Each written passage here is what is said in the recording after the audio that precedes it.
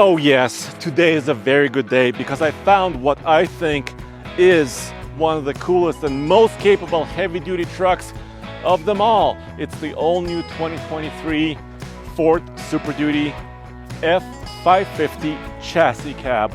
And I'll explain to you what's going on here. What is a 550? Why does this truck not have a bed?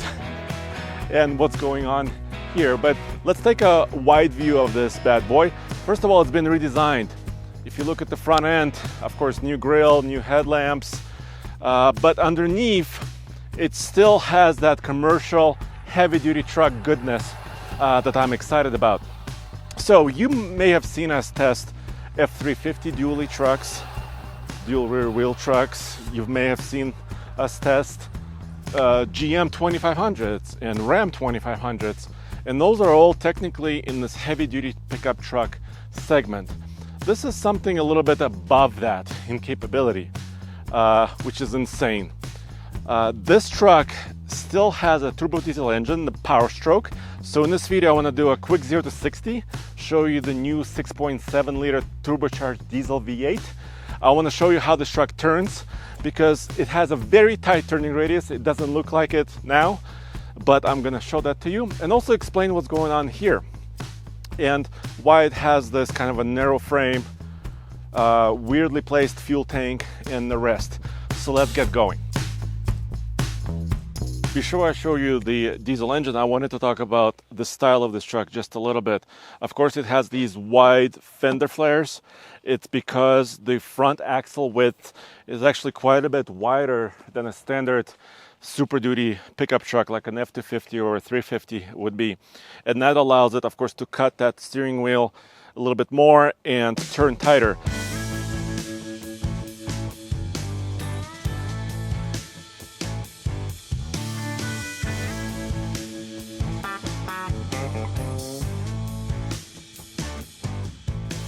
This is a Lariat, so it's the fanciest of the F550s, at least now.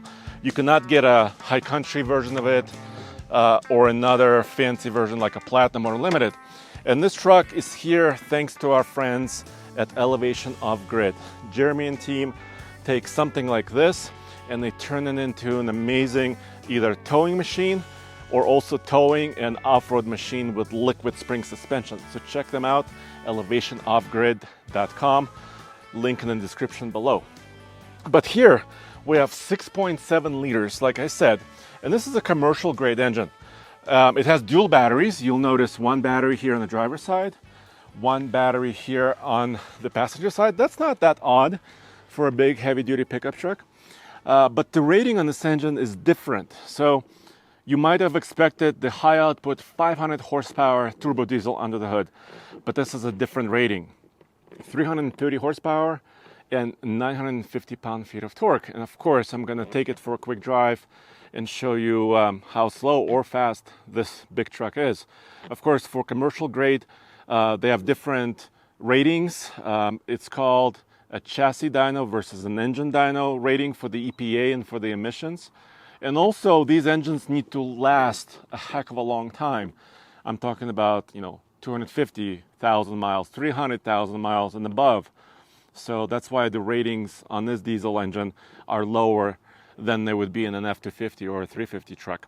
But still a 10-speed automatic under this truck and behind this engine, and a 10-speed heavy duty, well, you'll see how it drives in a second. All right, so let me take this opportunity to do a quick acceleration test here. I'm gonna pause. I'm gonna brake torque it a little and let it go. So that was kind of a leisurely start. I think I may need to turn off traction control to help it a little bit. 11.2 seconds 0 to 60. So this is nothing to kind of write home about, a little bit leisurely. But let me try another one.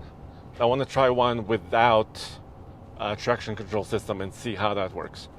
All right, so let me see if I can get any traction. I'm gonna select traction control disable. Okay, good start. I'm gonna manage my throttle. It's spinning tires. finally now, that's where the power is. So 12.9. So this truck will, I think, will accelerate far better with extra weight, because you gotta ground those rear tires because they're spinning. They're not leaving a lot of rubber on the ground, but they're just happily spinning without providing acceleration. Okay, now let's really address the elephant in the room. Why is there no pickup truck bed here in the back? Well, this is the way when you purchase an F550 chassis, or actually any chassis cab from any manufacturer, they come naked. Basically, it's the frame, it's the suspension, and everything else that needs to make this truck run. But there's another big, huge difference. The frame section, at least on this Super Duty, is different. They call it flat rails. So you could see they're very parallel to each other, very flat. And this is to put anything back here. It could be a service body for a utility company, it could be a tow truck, could be a dump truck or anything like that. So this section of the frame in the back is different from like an F350 commercial or private use truck would be. Here's your DEF fluid, and you can see the tank is actually sizable, and it's right here in the middle. You can also see the exhaust system really well, the drive shaft, and of course this is all emissions compliant, and it does have regen mode, and I'll show you some of the coolest gauges in just a second. Big fat axle, 430 gears. You can re-gear this when you order this with different gear ratios. This has an additional payload package. This is insane. Look at the stack of this spring, leaf spring stack in the back. This truck, believe it or not, has, and I weighed it, I'll show you the weight slip. This truck weighs by itself about 8,100 pounds, almost 8,200 pounds, but it has a gross vehicle weight rating of 19,500, which means 11,300 pounds of payload. You could put a new Hummer EV truck on this frame, put all your friends in the cab, and still have leftover payload while you're moving down the road. It's that amazing. Here it is, 19,500 pounds of total gross vehicle weight rating. And also down here, Ford puts some of your axle ratings and wheelbase. So you can kind of, after the fact, tell which axle and which wheelbase you have. Then it has a fuel tank in the back. This one is a 40-gallon tank. So yeah, this truck is probably not the most fuel efficient because of how heavy it is, or will be after it's fully equipped. So 40 gallons is a decent amount of fuel in my opinion. If you got a longer wheelbase version, which is you can also do, they have longer cab to axle and also wheelbase versions.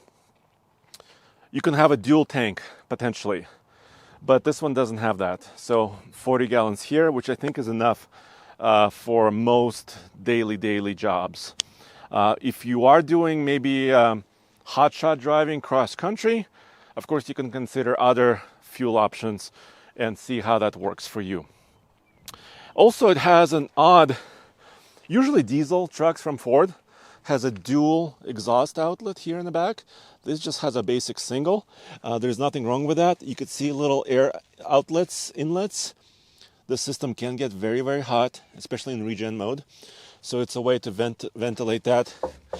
It also has a kind of a skid plate protecting the fuel tank. So it comes naked, but now it's a blank canvas, and that's what the guys at Elevation Off-Grid do. You can put a flat bed, you can put an aluminum bed on this, you can put a standard pickup truck bed, slightly modified, because it needs to attach to this new frame. So possibilities are endless, and that's why I think it's one of the coolest trucks. But actually when we drive, yeah, it's empty and it rides really hard. Of course, we have to talk about competition while talking about this truck. Ram has offerings that compete with this. Ram heavy duty 4500, 5500 chassis. General Motors Chevrolet has a different truck that also competes. That's the 45, 55, and 6500 chassis cab commercial truck. That's a little bit different. That's a little bit more medium duty, very large chassis, also four-wheel drive capable, but slightly different animal. This F550 is more related to a Super Duty 350 truck than that General Motors truck. One thing I gotta say right off the bat is that without any load or any bed in this truck, it's rough. Those springs are screaming for some weight. They want to be compressed a little bit to allow more actual cushion. So if you bought this truck and you want to go cross country, you need to do something. You need to put something behind it. I mean, some of it is okay, but then you go over a little imperfection and the whole truck's just jerks. Which is why Elevation Off-Grid puts a really fancy liquid spring suspension on these guys to get it riding nice and smooth. So this could also be a camping truck, for example, an overland rig. It is four-wheel drive capable technically, so you can build a flatbed maybe for a camper in the back.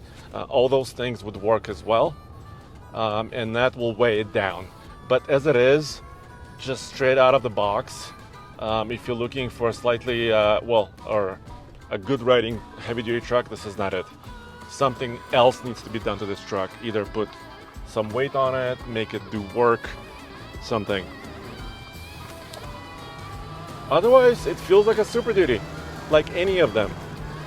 The wheels are 19.5-inch alloys.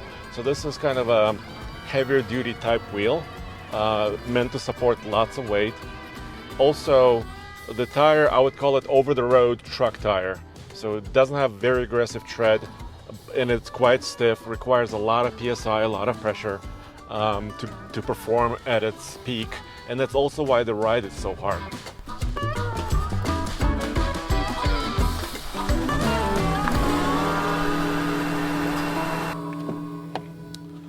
Inside here, it's also the all-new 2023 Super Duty, including the dash design and the look and feel of this truck. But it's also familiar. So these seats are powered. Like I said, this is a Lariat. You can also get XL or XLT trims that are way more basic. And this is as fancy as it gets in the 550 chassis right now. Let me start it up. Lots of digital displays, including my gauge cluster. Let me put it in gear here so you can see a little bit better. So very traditional tachometer, speedometer, nothing too fancy here, but it has super cool gauges. I can see the percentage of my engine braking. I've been asking Ford for this for many years, and it appears, at least in this model year, this truck offers it, which is amazing. My exhaust filter percentage kind of talks about my emissions level, my DEF fluid level, my turbo boost. So those are very useful pieces of information. Then I have some extra like engine coolant, transmission coolant, transmission oil, engine oil, battery voltage. And I can also customize the gauges I see on top a little bit. These two center gauges are customizable. And you can see my gear selection down here. The red line is quite low. It's just under 4,000 RPM, but this is not high revving engine. 950 pound-feet of torque is at about 1,800 RPM. It's a 4x4, so I don't have an automatic mode, of course, but I do have 4 low, 4 high, and I have drive modes. Anything from eco, tow haul mode, slippery mode, and even off-road modes. Yes, you heard that correctly. The F550 has off-road mode, and the gauges change. So here's the off-road mode gauges. They became a little bit green. It immediately put me in 4 high. Then there is slippery roads. Traction control is now enabled again. Normal, this is how I've been driving. Put me in 2 high. Tow haul just kind of remaps the transmission and engine mappings. And also eco. So it kind of, so to speak, dumbs down the throttle pedal so you're not quite using as much fuel as you would be otherwise. So you have all those modes, which is pretty amazing. Then here you have, well, my weight slip, also wireless charging. Here, just to make sure you can see this, front axle of this truck is about 5,000 pounds. Rear axle, drive axle was about 3,200 pounds for a total of about 8,200 pounds. This is naked truck, the way it sits here. I just weighed it today. Then, this they've had for a while, where you can convert 2 cup holders into 4, but now it gives you a little bit more of a clue. You have kind of a removable tray here, so it's quite useful. You can put your phones in here. It has 400 watt electric output, including 12 volt here. And also on some Super Duties now in 2023, you can also get a 2000 watt inverter. This truck doesn't have it right here, but I've seen it on other Super Duties for this model year, the next generation of the truck, which I love. It's not quite hybrid system that the F-150 has, but quite nice. You may have noticed that my Apple CarPlay is wirelessly connected already. This also has zone lighting, of course, a way for me to track my trailers, driver assistance. This has lane assistance, rear view camera delay. This truck actually not pre-wired for a camera right now. It came with a truck, but right now it's not hooked up. So it's super brand new. And of course a lot of other familiar settings here as well. Temperature and vehicle, key detection, max idle, many of these things. Remote start, setup, lighting, ambient lighting, mirrors. This has power extendable mirrors. They're extending now. This has Bang & Olufsen system. Dual glove boxes. And here also, really quick, let me take out my sticker and I can show you. The diesel engine is about $10,000. This also can be equipped with a 7.3 liter Godzilla gas V8 engine, so you can save some money there and gain some payload because the diesel engine is heavier. Of course, the rear axle, rapid heat, it has a few options. Upfit integration, a removal system, so you can have it or you can remove it. That's quite interesting. Running boards and payload plus package, extra heavy duty front end. So this truck is sprung to carry a ton of weight, or actually 5.5 tons. Final price, like I promised, $81,885. So yeah, you could bring this price down by selecting an XL, also short cab or 2-door, an extended cab version.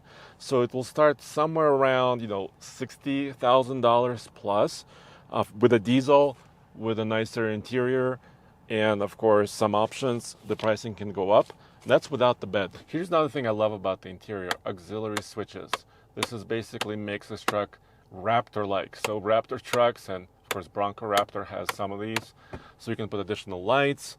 You can wire it into the system if you have maybe a winch in the back also, or if this is a dump truck, you can integrate some of those systems. And of course, if you had the Ford integration or upfit integration system, you can tie it into the screen in the center here. So there's many options. Oh, also, I wanted to point out my exhaust brake button is right here, and it is also exhaust automatic mode, so, which will keep your speed on the downgrade. So I love that.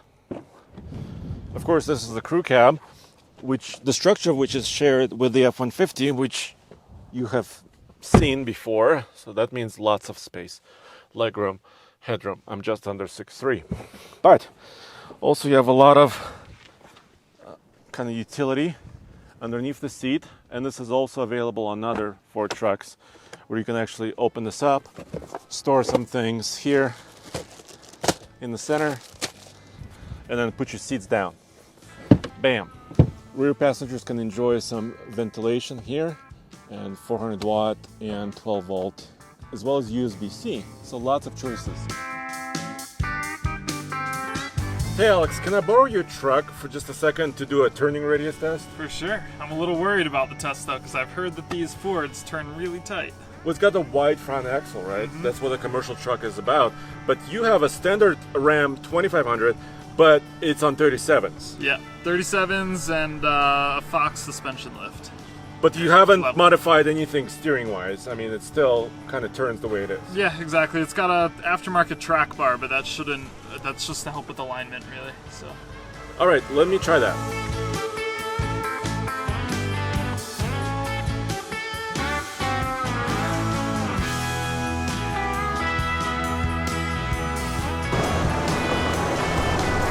Right there, you're good. So we don't have a measuring stick, but we'll be able to compare the difference between these two distances. See what happens. I'd like my truck to win this because, you know, got to root for my personal truck, but I have a feeling even though that's a dually and, you know, longer wheelbase. Andre, does that have a longer wheelbase than my truck? Yeah, longer wheelbase and wider axles. I think it's going to turn tighter. So I think your Ram, this is not an 8-foot bed Ram, right? No, 6.5 foot. So it's about, what, 160, if I remember right, inches, let's say. Sure. Wheelbase. That shorty 550, but it's got a 179-inch wheelbase. So the wheelbase is almost 2 feet longer on the Ford. So you can go even longer than that? Yeah, you can go 2 feet longer than that. I wouldn't want to drive that. But let's see how it drives. Let's see. All right, so we got to get him lined up with this cone in a similar position as before. There was a couple inches of space last time. You're gonna want to be a little closer this way.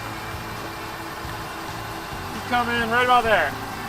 That's pretty close. We might be an inch or two off, but should be close enough to see what the difference is. And he's straight right there.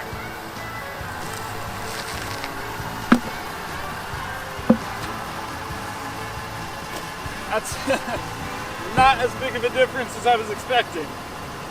But even still, the Ford turned tighter. Yeah, I mean, considering how much longer this truck is. Yeah, this is a lot more truck than that over there, and turned tighter. So would you agree with me? Is this really the coolest heavy-duty pickup truck of them all? Okay, it's not a pickup truck, it's a truck. It turns better than most pickup trucks. It tows upwards of 30,000 pounds. Can carry a Hummer electric truck on its back if it wanted to. It still has speed. What else do you need? Yes, the price is really high at almost $82,000, but you can bring that price down by getting a more basic version of this truck and also getting a gas V8 instead of a diesel. So I think it's one of the really kind of hidden trucks you may not have considered yet. Let me know what you think in the comments below, and I'll see you next time. Also check out oldtfl.com for everything automotive in one place.